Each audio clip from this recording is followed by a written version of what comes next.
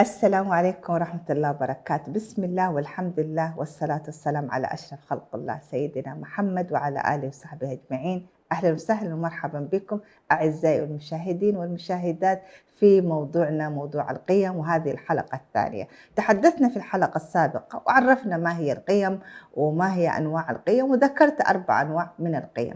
اليوم إن شاء الله نكمل حديثنا في أهمية هذه القيم.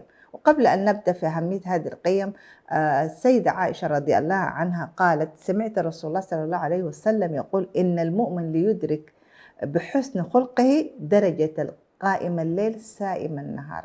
يعني إلى أي مدى هذه القيم يعني مهمة في حياتنا. وفي حديث آخر يعني عن جابر رضي الله عنه يقول أن الرسول صلى الله عليه وسلم يقول: إن من أحبكم إلي وأقربكم مني مجلسا يوم القيامة أحاسنكم أخلاقا. من منا ما يحب أن يكون في مجلس الرسول عليه الصلاة والسلام. يعني فما يعني حتى نحن في حياتنا الاجتماعية العادية الإنسان يحب أن يكون مع وجهاء المجتمع، مع قادات المجتمع، مع ملوك المجتمع، ويفتخر بذلك، يقول أنا كنت مع الأمير الفلاني، مع الشيخ الفلاني، مع الرئيس الفلاني. فما بالكم يوم القيامة يعني تكون أقرب منزلة وأحب إلى الرسول صلى الله عليه وسلم أحسنهم أخلاقا، أحاسنهم أخلاقا. يعني ما هذا التكريم، ما هذه يعني العظمة، فإن أنا أرتقي بقيمي وبأخلاقي هذه الدرجة. من منا ما يحب أنه يكون في رفقة الرسول عليه الصلاة والسلام. وهذه هي أتوقع يعني أمنية الجميع، وهذا هو رجاء الجميع. فلذلك نجد أنه إلى أي مدى هذه القيم مهمة في حياتنا، وليس فقط في حياتنا نحن كأفراد، بل هي مهمة أيضا نحن نغرسها في أبنائنا.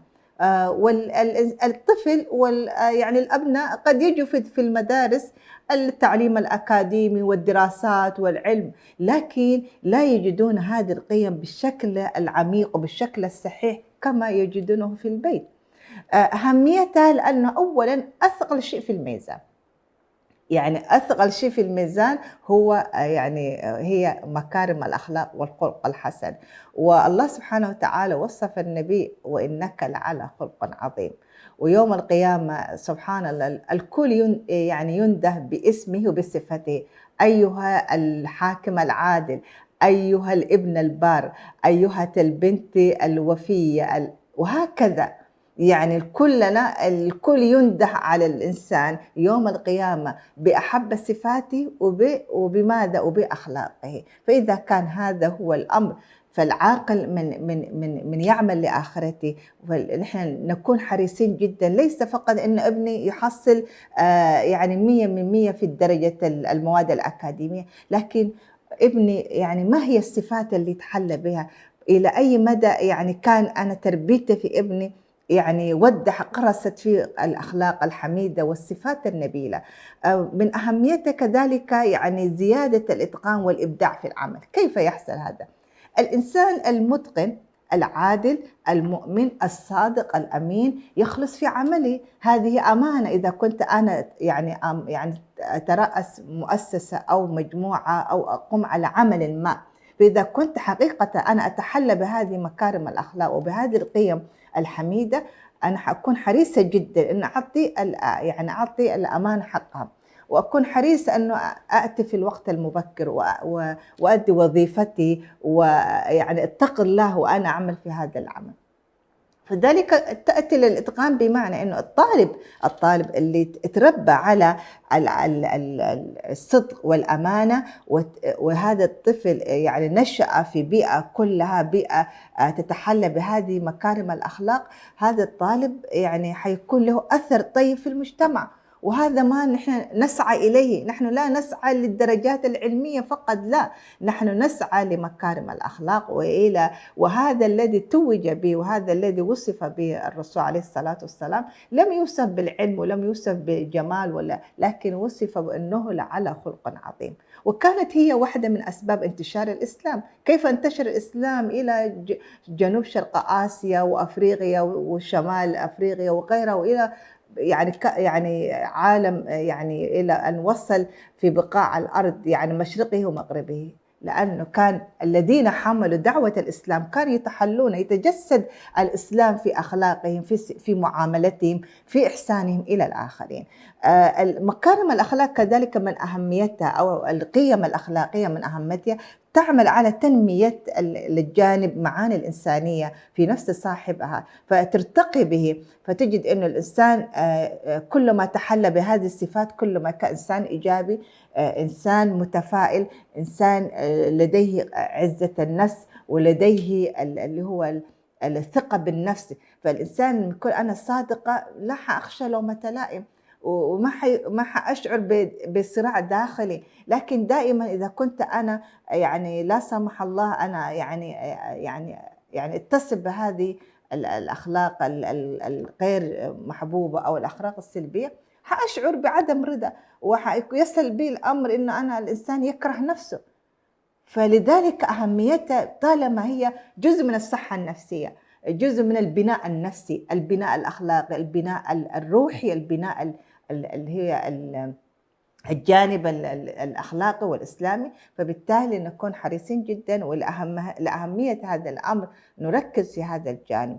ومن أهميتها كذلك يعني هي معيار تفاضلي، يعني مثلا أنا لو جاء مثلا من جاءكم ترضونه دينه وخلقه فزوجوه، حتى في الزواج معيار اختيار الزوج هو الأخلاق والدين.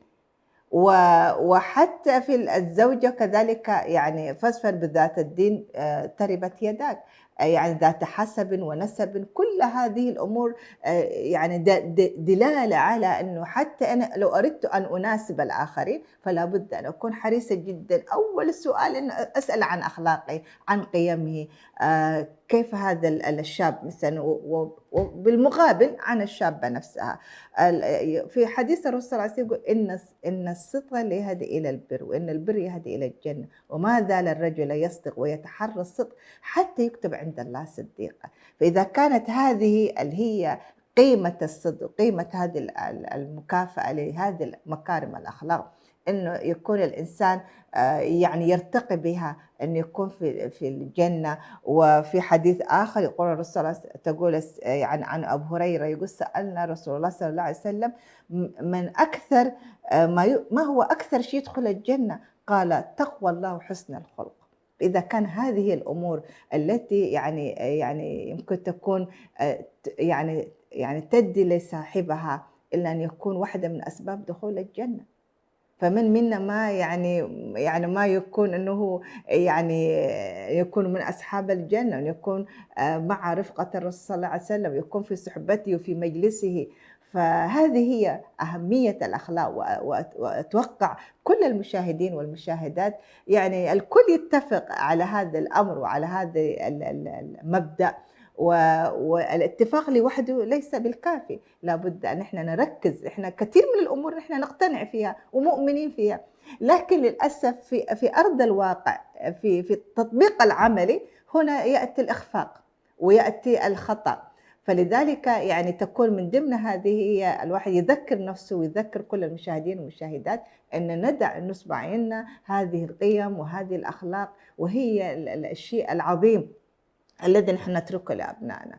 المال ينتهي، لكن دائما صاحب الخلق العظيم، صاحب القيم العالية دائما هو يكون سيد قومه، هو يكون وجيه مجتمعي، وجيه يعني مجتمعه، ووجيه يعني المكان أو البيئة التي يعيش فيها. وصلنا إلى ختام هذه الحلقة الثانية عن أهمية هذه مكارم الأخلاق والقيم الأخلاقية، إلى أن نلقاكم في الجزء الثالث من موضوع القيم الأخلاقية. نستودعكم الله، والسلام عليكم ورحمة الله تعالى وبركاته.